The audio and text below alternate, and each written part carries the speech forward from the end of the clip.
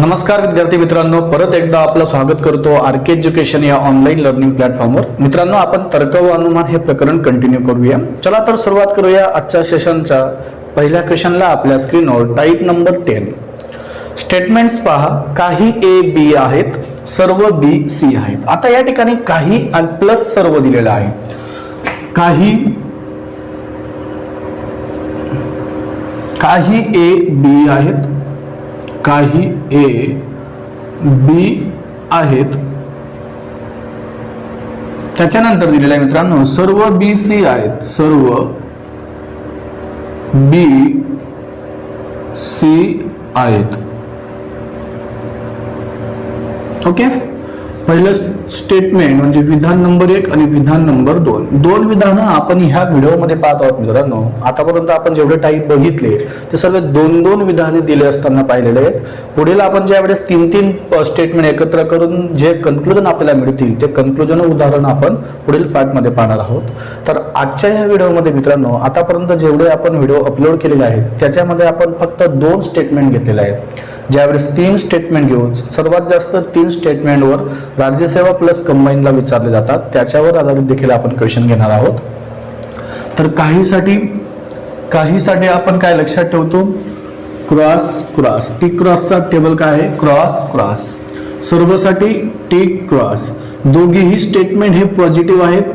ज्यावेळेस 2 positive statement एकत्र करून जे येणारं कन्क्लुजन असेल तेही काय असेल, पॉझिटिव्ह असेल। पॉझिटिव्ह म्हणजे नेमकं काय मित्रांनो, एकतर तुमचं कन्क्लुजन ए आणि सी मध्ये असं असू शकतं की ते सर्व असेल किंवा काही असेल, सर्व असेल किंवा काही असेल, कारण क्वांटिफायर फक्त हे 2च पॉझिटिव्ह आहेत, सर्व आणि काही। ठीक आहे, तर या ठिकाणी पाहूया। तर लक्षात घ्या, सर्वात अगोदर आपण इमिडिएट कन्क्लुजन काढतो। कोणतं कन्क्लुजन मित्रांनो, इमिडिएट कन्क्लुजन। कशावरून काढतो, जे सिंगल स्टेटमेंट आपल्याला दिलेले आहे त्याच्यावरून आपण इमिडिएट कन्क्लुजन काढतो। ते कसं, काही हा रिव्हर्स रीड करू शकतो। सर्व पासून आपल्याला काही मिळते, सर्व पासून काही मिळते आणि काहीला आपण रिव्हर्स रीड करू शकतो।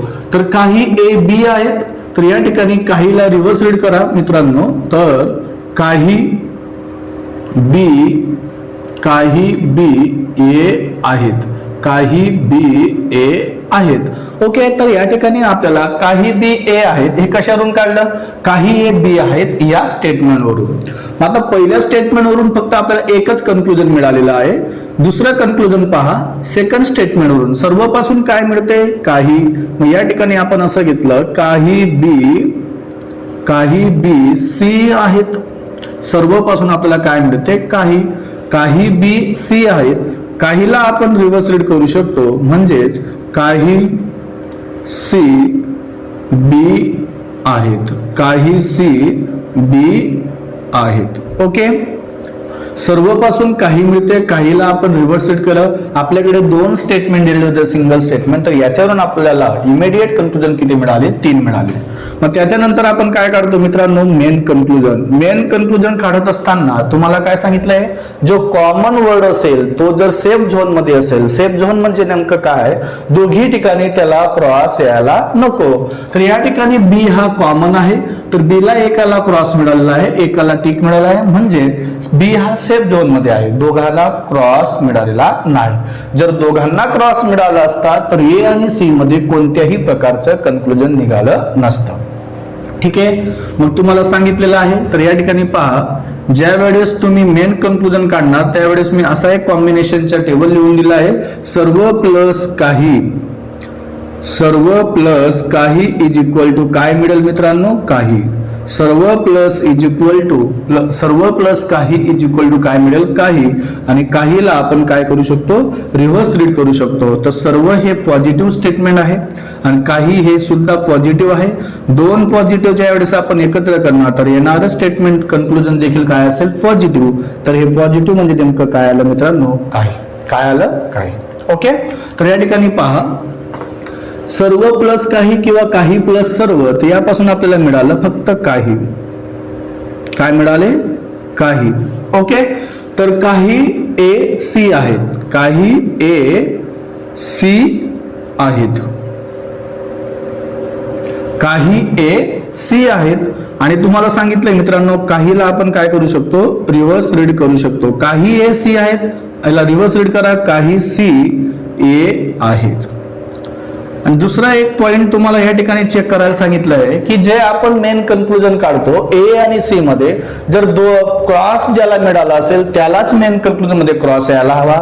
जर क्रॉस मिळाला नाही तर ते कन्क्लुजन आपण या ठिकाणी ग्राह्य धरू शकत नाही.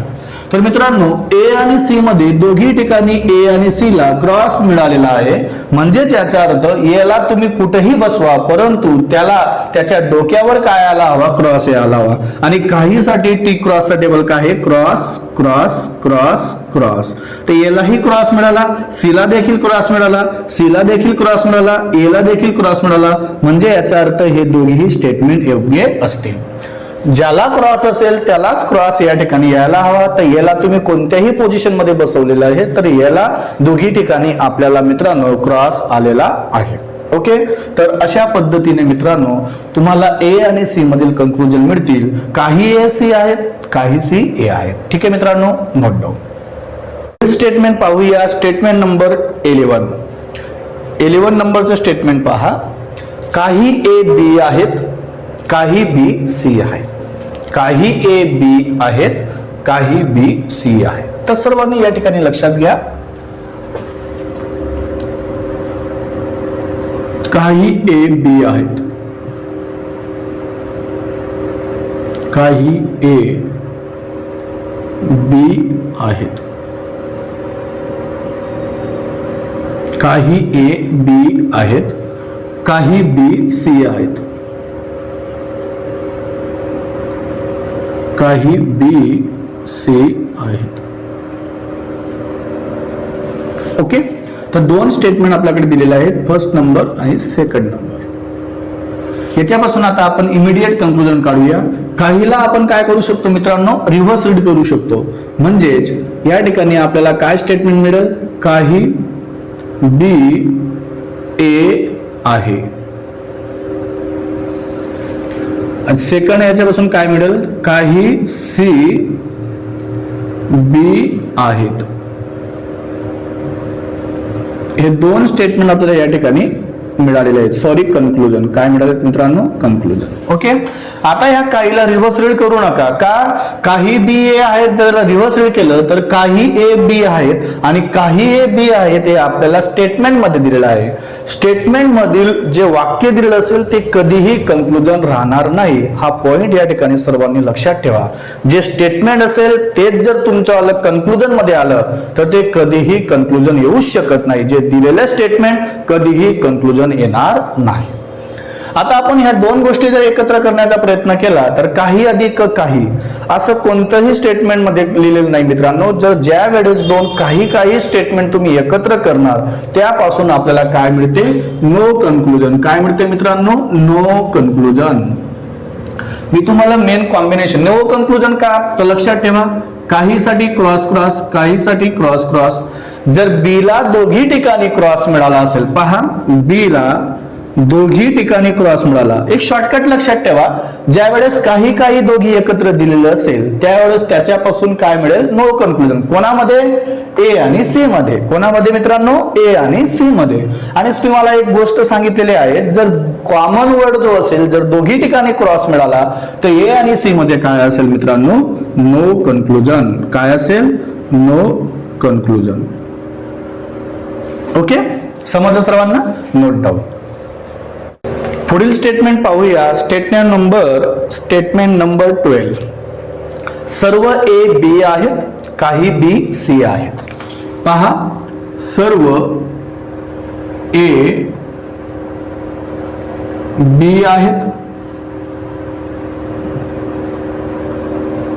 सर्व ए बी आहेत, काही बी सी आहेत, काही बी सी आहेत. ओके, सर्व हे पॉझिटिव्ह, ए ही पॉझिटिव्ह. येणार याच्यापासून जे स्टेटमेंट असेल, जे कन्क्लुजन आपल्याला मिळेल ते काय असेल, पॉझिटिव्ह.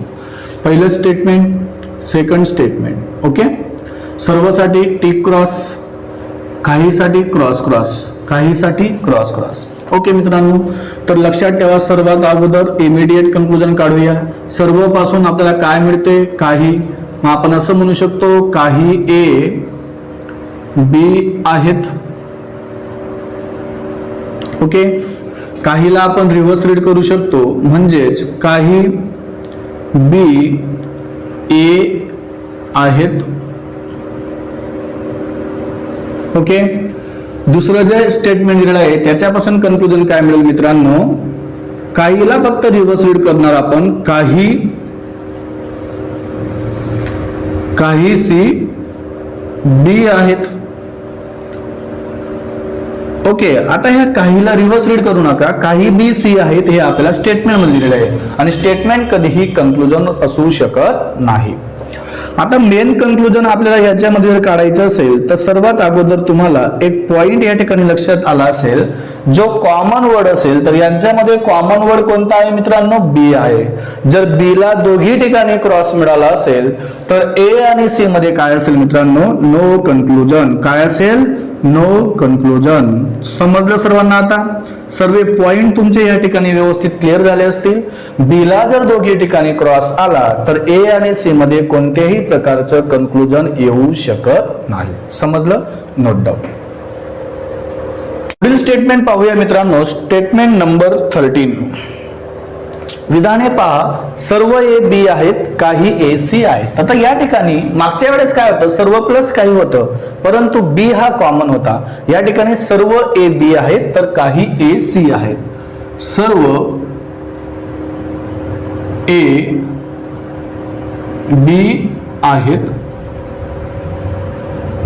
सर्व ए बी आहेत, काही ए सी आहेत, काही ए सी आहेत. ओके, पहिलं स्टेटमेंट, सेकंड स्टेटमेंट. ओके, दोन विधानं आपल्याला दिलेली आहेत, सर्वसाठी टिक क्रॉस, काहीसाठी क्रॉस क्रॉस. ओके, तर या ठिकाणी कॉमन कोण आहे, ए आहे, तर याला दोघी ठिकाणी क्रॉस आलेला नाहीये, हे लक्षात ठेवा. जो कॉमन वर्ड असेल त्याचाच विचार करायचा. मग इमिडिएट कन्क्लुजन काय असेल मित्रांनो, इमिडिएट कन्क्लुजन सर्वपासून काय मिळते, काही ए बी आहेत. काहीला रिव्हर्स रीड करू शकतो आपण, काही बी ए आहेत. ओके, तिसरं पहा, तिसरं काय आहे, सेकंड जे स्टेटमेंट दिलेलं आहे ते काय दिलेलं आहे, काहीला आपण काय करू शकतो, रिव्हर्स रीड करू शकतो, काही सी ए आहेत, काही सी ए आहेत. ओके, आता आपल्याला दोन स्टेटमेंटवरून तीन कन्क्लुजन मिळालेले आहेत, त्याला म्हणतात आपण इमिडिएट कन्क्लुजन. मेन कन्क्लुजन केव्हा काढतो, ज्या वेळेस कॉमन वर्ड आपण जर सेफ झोन मध्ये असेल तर ए आणि सी मध्ये, परंतु या ठिकाणी ए आणि सी मध्ये नाही काढू शकत, बी आणि सी मध्ये. जर ए आणि ए ला दोघी ठिकाणी क्रॉस जर आला असता तर बी आणि सी मध्ये कोणत्याही प्रकारचं कन्क्लुजन आलं नसतं, परंतु ए हा सेफ झोन मध्ये आलेला आहे. म्हणजे सर्व अधिक काही, तर या ठिकाणी लक्षात ठेवा, सर्व अधिक काही याच्यापासून फक्त आपल्याला काय मिळेल, काही मिळेल. आणि काहीला आपण काय करू शकतो मित्रांनो, रिव्हर्स रीड करू शकतो. तर पहा, काही हे क्वांटिफायर आपल्याला मिळालं, काही हे उपसर्ग मिळालं, सर्व अधिक काही इज इक्वल टू काय मिळाला, काही. आणि लक्षात ठेवा, काही बी सी आहेत, काही बी सी आहेत. ओके, काहीला आपण काय करू शकतो, रिव्हर्स रीड करू शकतो, म्हणजेच काही सी बी आहेत. ओके मित्रांनो, तर हे दोन कन्क्लुजन आपल्याला या ठिकाणी मिळालेले आहेत. आणि एक गोष्ट चेक करायचे काय, जर बी आणि सी मध्ये जर आपण मेन कन्क्लुजन मध्ये काही रिलेशन जोडणार असणार, काही कन्क्लुजन काढू, त्यावेळेस एक गोष्ट लक्षात ठेवा, बी ला जर क्रॉस असेल तर याही ठिकाणी बी ला क्रॉस यायला हवा, सी ला जर क्रॉस असेल तर याही ठिकाणी सी ला क्रॉस यायला हवा. आणि काहीसाठी टी क्रॉसचं टेबल काय आहे, क्रॉस क्रॉस क्रॉस. बी ला देखील क्रॉस मिळाला, सी ला देखील क्रॉस मिळाला, सेकंड मध्ये सी ला देखील क्रॉस मिळाला, बी ला देखील क्रॉस मिळाला. म्हणजेच याचा अर्थ मित्रांनो, हे दोघेही स्टेटमेंट या ठिकाणी ग्राह्य आहे. ठीक आहे, दोघीही कन्क्लुजन या ठिकाणी ग्राह्य आहे. ठीक आहे मित्रांनो, तर अशा पद्धतीने आपण हे टाईप पाहत आहोत. तर तुम्हाला सर्वांना व्यवस्थित समजलं असेल असं मी समजतो. तर लक्षात ठेवा मित्रांनो, हे सर्व टाईप फक्त आपण 2 स्टेटमेंटवरचे पाहत आहोत. ज्यावेळेस आपण 3 स्टेटमेंट जोडू त्यावेळेस तुम्हाला आणखी सोडवण्याची मजा येईल मित्रांनो, आणि तेच खूप इम्पॉर्टंट आहे. हे रूल जर तुम्ही व्यवस्थित लक्षात ठेवले तर तुम्हाला ज्यावेळेस आपण एक्झाम्पल सॉल्व्ह करू त्यावेळेस खूप कामात येतील हे रूल. ठीक आहे मित्रांनो, चला तर भेटूया पुढील पार्टमध्ये नवीन टाईप सहित. तोपर्यंत धन्यवाद, बाय.